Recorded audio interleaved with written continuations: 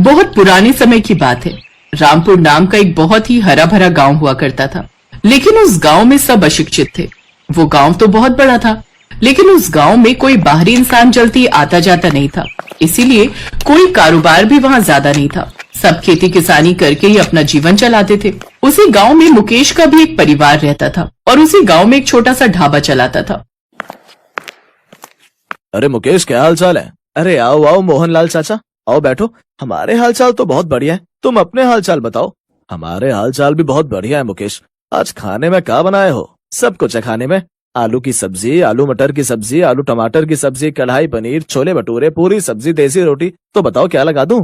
तुम्हारे हाथ की आलू मटर की सब्जी हमको बहुत पसंद है भाई मुकेश। तुम एक प्लेट आलू मटर लगा दो। ठीक है चाचा, अभी लगाता हूँ। मुकेश ने मोहनलाल चाचा के लिए एक प्लेट खाना लगा दिया। उन्हें खाना खाकर बहुत अच्छा लगा, क्योंकि मुकेश के हाथों में एक अलग जादू था। देखते ही देखते उसके ढाबे पर और भी लोग आ गए। रात को वो अपने घर थोड़ी देर से पहुंचा। आज आपने आने में बहुत देर कर दी, कोई बात हो गई थी क्या, या कहीं दारू पीने चले गए थे? हमको तो लगता है कि पापा पक्का गांव के अपने दोस्तों के साथ दारू पीने लगे होंगे। तो चुप कर गोलू, क्या मेरे मुंह से दारू की महक आ रही है? सूंघ के देख लो, मैंने कोई दारू नहीं पी। मैं तुम लोगों के लिए उपहार लेकर आया हूँ। मीना और गोलू उपहार पाकर बहुत खुश हुए। क्या बात है, लगता है आज कमाई कुछ ज्यादा ही अच्छी हो गई। हाँ मीना, तुमने बिल्कुल सही पहचाना। इस समय त्योहारों का मौसम चल रहा है, इसीलिए गांव में बहुत सारे घरों में लोगों के रिश्तेदार आए हुए हैं। और इस गांव में सिर्फ मेरा ही एक ढाबा है। मेरा खाना सभी को बहुत पसंद है, इसीलिए सभी लोग अपने अपने रिश्तेदारों को लेकर मेरे ही ढाबे पर आ गए। आएंगे क्यों नहीं? एक तो आप इतना स्वादिष्ट खाना बनाते हैं और वो भी इतना सस्ता। भला आज के जमाने में 40 रुपए में भरपेट खाना कौन खिलाता है? अब क्या करूं मीना, ये सारे गांव वाले अपने तो हैं। पूरा गांव अपना परिवार है। बस मेरा नुकसान ना हो, इतने ही पैसे मैं उनसे ले लेता हूँ और खाना खिला देता हूँ। ऐसे ही दिन बीतते जा रहे थे। मुकेश का ढाबा बहुत अच्छा चल रहा था। फिर एक रोज हुआ कुछ ऐसा कि गांव में बारिश ही नहीं हुई और गांव में सभी की फसलें बर्बाद हो गईं। क्या बताऊं मुकेश, पूरे साल की मेहनत बर्बाद चली गई। कल्लू, हम लोगों की परेशानी कोई नहीं समझ सकता। सिर्फ एक खेती ही तो हमारा सहारा था।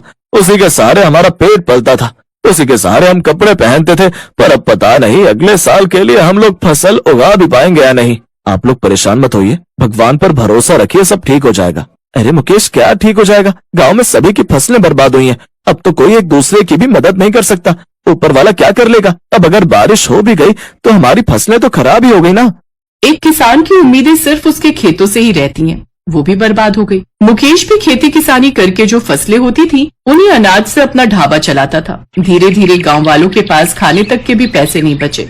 आप लोग चिंता मत कीजिए, जब तक सब कुछ ठीक नहीं हो जाता तब तक आप लोग मेरे ढाबे पर ही खाना खाएंगे, वो भी सिर्फ 20 रुपए में। अरे नहीं नहीं बेटा, तुम हमारे लिए नुकसान क्यों उठाओगे? अरे नहीं नहीं चाचा, आप सब मेरा परिवार है। अगर मैं कुछ आप लोगों की मदद कर सकता हूँ तो क्यों ना करूँ। आज से आप सभी लोग मेरे ढाबे पर ही खाना खाएंगे।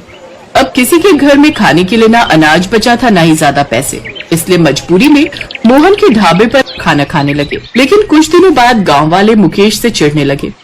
गांव वालों, तुम सबने एक बात नोटिस करी? जब से हमारे गांव में खाने का अकाल पड़ा है, तब से मुकेश को कुछ ज्यादा ही फायदा हो गया। भले ही वो 20 रुपए में खाना देता है, लेकिन इस गांव के हजारों लोग सुबह दोपहर शाम सिर्फ उसी के यहाँ खाना खाते हैं। चाचा, बात तो तुमने बिल्कुल सही कही है। तब तो ये मुकेश महीने के लाखों छापता होगा। जब हम सबकी फसल बर्बाद हो गई तो ये मुकेश फिर हम सबको खाना आखिर खिला कहाँ से रहा है? गांव वालों की ये सब बातें मुकेश ने सुन ली। उसने सारी बात जाकर अपनी पत्नी मीना को बताई। लोगों का तो यही फितूर है, किसी के लिए कितना भी कर दो, कोई ना कोई कमी वो निकाल ही लेते हैं। लेकिन मीना, मैं इस वजह से परेशान नहीं हूँ कि गांव वाले मुझ पर शक कर रहे हैं। मैं तो परेशान इस वजह से हूँ कि अब तो हमारे पास भी अनाज नहीं बचा। अब हम गांव वालों को खाना कहाँ से खिलाएंगे? 20 रुपए में हम खाना खिलाते थे, जिसमें मेरा बहुत नुकसान हुआ है। अब तो हमारे पास भी पैसे नहीं बचे। पापा, इसका मतलब आप अपनी जेब से पैसा खर्चा करके पूरे गांव को खाना खिला रहे थे और ये गांव वाले आपको गलत ठहरा रहे थे? हाँ बेटा, कुछ ऐसा ही समझ लो। इस तरह कुछ दिनों बाद मुकेश के ढाबे पर भी खाना खत्म हो गया। फिर एक रात मुकेश करीब आधी रात में गांव के ही एक मंदिर में गया। हे ऊपर वाले, कुछ चमत्कार कर दे, वरना इस गांव का नामो निशान मिट जाएगा। सब मर जाएंगे। जितना मुझसे हो सकता था उतना मैंने किया, अब सब कुछ आपके हवाले है। तभी मुकेश को भगवान ने दर्शन दिए। तुमने इस पूरे गांव की हमेशा ही रक्षा की है, उनकी सेवा की है। आज जब पूरा गांव और तुम्हारा खुद का परिवार भूखा मरने लगा, तब मैं तुम्हें अकेला कैसे छोड़ सकता हूँ? ये लो 1 रुपए का सिक्का, इसे तुम अपने ढाबे में रखना। इससे तुम्हारे ढाबे में कभी भी खाना और अनाज खत्म नहीं होगा। सबको जी भर के खाना खिलाओ और मैं आशीर्वाद देता हूँ कि अगले सीजन में पूरे गांव की फसल बहुत अच्छी होगी।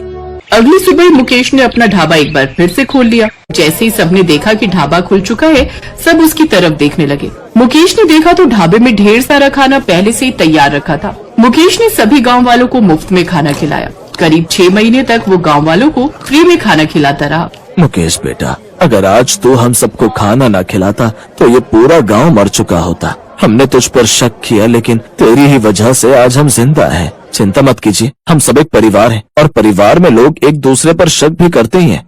कुछ महीनों बाद अगला सीजन आ गया और झमाझम बारिश हुई। सबने खेती किसानी की और सभी के खेतों में बहुत अच्छी फसल हुई।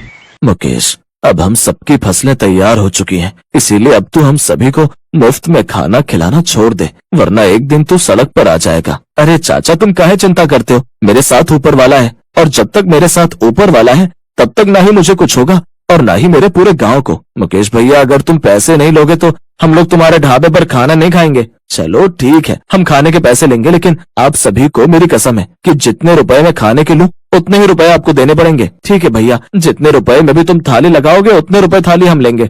अब मुकेश ने फ्री में खाना खिलाना छोड़ दिया और ढाबे के बाहर लिख दिया 1 रुपए में भरपेट खाना। अरे मुकेश भैया तो 1 रुपए में खाना खिला रहे। मुकेश भैया तो हमारे गांव के लिए भगवान से कम नहीं है। मुकेश के ढाबे में खाना कभी कम पड़ता ही नहीं था, इसलिए हजारों लोग रोज उसके ढाबे में ही खाना खाते थे, जिससे वो हजारों रुपए हर दिन कमा लेता था, जबकि वो खाना सिर्फ 1 रुपए में ही बेचता था।